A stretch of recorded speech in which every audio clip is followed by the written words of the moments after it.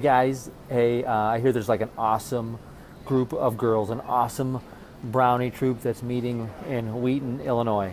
And that's you guys. That's all you guys out there. Hey, my name is Steve Spear, and I'm a good friend of Maureen Slaven's. And I understood that you guys are doing a unit right now for a special patch for your brownie troop on the country of Kenya.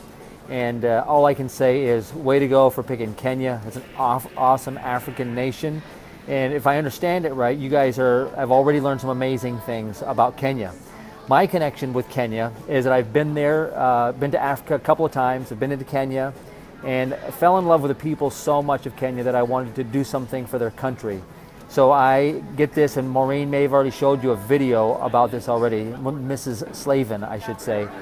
And I ran across the United States, finished a few months ago, literally ran all the way from the Pacific Ocean in Los Angeles all the way to New York, ran 3,100 miles to provide clean water for families, for kids and families in Kenya. More about that in just a minute.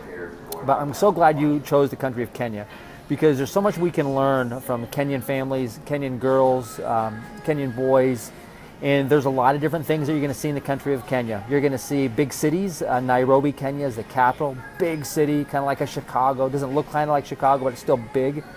And there's a lot of poor people in the big city.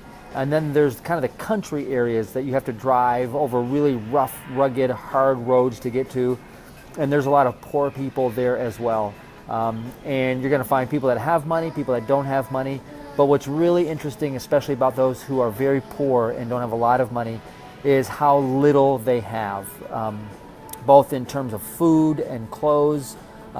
Their spirit, though, is really strong. They're joyful, happy, loving people, even though they don't have much.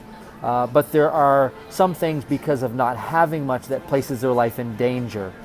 For example, if you live out in the country, if you live out in one of the rural areas, and you're a young boy or a young girl, you don't have a lot. We have a very special friend. Her name is Winnie. She's now 8 years old, maybe like the age of some of you guys. And Winnie, hey, if you're hearing some things in the background here, guys, I'm in an airport right now recording this, actually in Philadelphia, Pennsylvania. But Winnie is 8 years old, and she doesn't have a lot. She has like one piece of clothing, that's all. She lives way out in the country. She doesn't have clean water in her home at all. She has to walk about a mile to get water. She picks it up in a big, heavy can and carries it back a mile. And she does that 3 times a day. And Winnie isn't able to go to school because she's spending all of her time carrying water. And the water isn't even clean water at that, you guys. It's kind of dirty water. So when you live out in the rural areas, you don't have access. You don't have a lot of things that we have. And so one of the things that we can do is not only be thoughtful of people like Winnie, but help them with clean water, or so that they can then go to school and have an education. And then, in the cities, it's the same thing. So, one of the things as you're learning about Kenya is that you can remember is be very grateful. Girls, be grateful for what you have in your home. Be grateful for what you have in your school. Just be a grateful young lady. If you can learn anything from this little video, is be grateful, be thankful. Tell your mom and dad thanks for their home. Thanks for the clothes that you have. Thanks for the clean water that you have to drink. And then remember girls like Winnie and others that are just like her.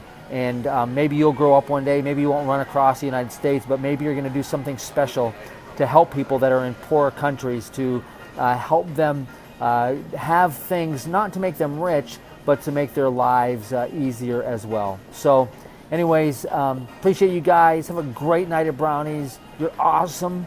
And give Miss Maureen a big hug as well. She's awesome, and your other leaders. Thanks, guys. We'll see you.